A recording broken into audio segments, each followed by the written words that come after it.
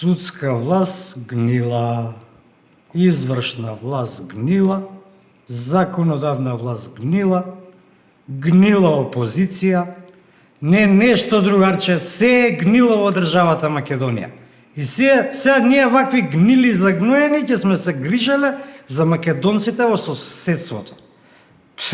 Тешко нив е. Немој брате жити се не ме брани. Ја ти се кладам дека бугарите и грците да им речат на нашиот референдум дали сте да се припоите со Македонија. Ќе гласат против.